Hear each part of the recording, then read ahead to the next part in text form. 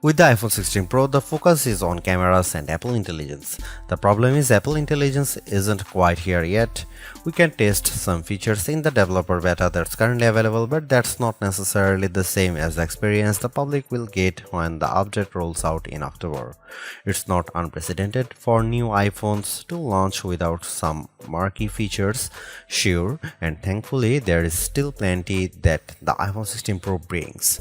From camera control, the fusion camera, and other video related updates to slightly bigger displays and iOS 18, the iPhone 16 Pro and Pro Max are intriguing successors, even absent the wanted intelligence features that are still to come. Even if you are not a glutton for buttons, there are still some camera updates that might intrigue you. This year's flagships sport what Apple calls a 48 megapixel fusion camera, which has a faster quad pixel sensor.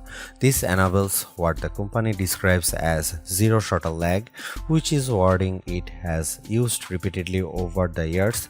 In this case, it's referring to how quickly the camera will capture a shot after you press the shutter button. I will admit I was initially confused by this update in part because it requires relearning some behaviors I had adopted to mitigate the shortfalls of older cameras. Basically, the iPhone 16 Pro's cameras are now so fast that when I asked someone to throw something so I could capture it in motion to see how still the images were, my shots ended up being of the person holding the object.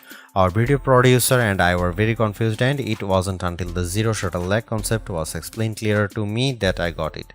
I had become used to pressing the shutter early since cameras, in my experience, would be fractions of a second slow. Apple has become so fast that it actually captured the literal moment I tapped the button instead of the split second after when the object was in mid-air. Depending on your mood, the new photographic styles can be fun or serious. Apple's tweaked the built-in camera filters to not only offer more options but give you greater control. Due to how the company has refined its processing each year, there is also an improved depth map captured when it detects a face in the scene. This, combined with a greater focus on color science around skin tone, has led to what might be my favorite new iPhone 16 feature. Whether I shot them in portrait mode or not, photos of people what I took using the iPhone 16 Pro were a dream to edit. Simply switching between the standard, natural, luminous, quiet or ethereal styles already resulted in improvements to be colors and shadows, but I could also tap on each thumbnail to across the new editing touchpad and drag a dot around. This let me more precisely tweak the hues and contrast levels, and an additional slider below let me adjust how warm the image was.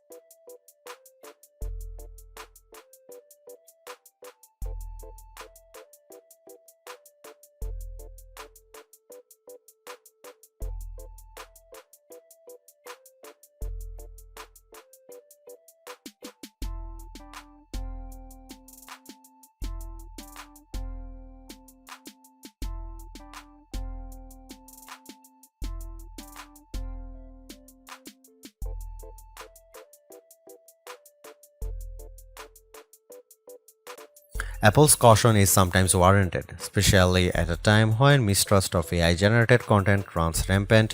The company taking its time to get Apple Intelligence right is understandable, but its deliberation doesn't always lead to winners. While I appreciate the attempt to differentiate camera control with the touch sensor for more versatility, I am not yet convinced on its usefulness. The good news is, and I cannot stress this enough, you have the option to tune it to your liking, and that's the theme I'm seeing in recent Apple features that hint at more thoughtfulness than usual. If you don't like something or if something isn't right for your needs, you can adjust or disable it. In iOS 18, you have greater control over your home screen's app layout and can pin custom collections for easier reach. In the Photos app, the action button introduced last year could have been a spectacular fail had Apple not let you still keep it as a mute switch, but it managed to give people more functionality while maintaining the status quo for those who are just as resistant to change. Change is scary, change is hard, but without change, there is no progress.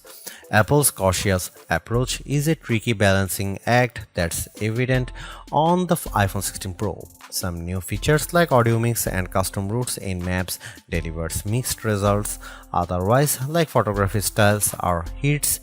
Then there are the basic ingredients like good battery life and durable, attractive designs that Apple cannot neglect. The iPhone 16 Pro's subpar battery life holds it back from beating the competition, which is stiffer than ever this year, especially from Google.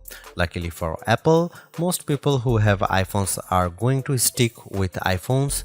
It's just easier. For those already sucked into the ecosystem, the iPhone 16 Pro are worth the upgrade from a model that's at least 2 years old. If you already have an iPhone 15 Pro, for the sake of our planet and your wallet, you might prefer to hold off on upgrading, especially since this year's devices aren't that much different.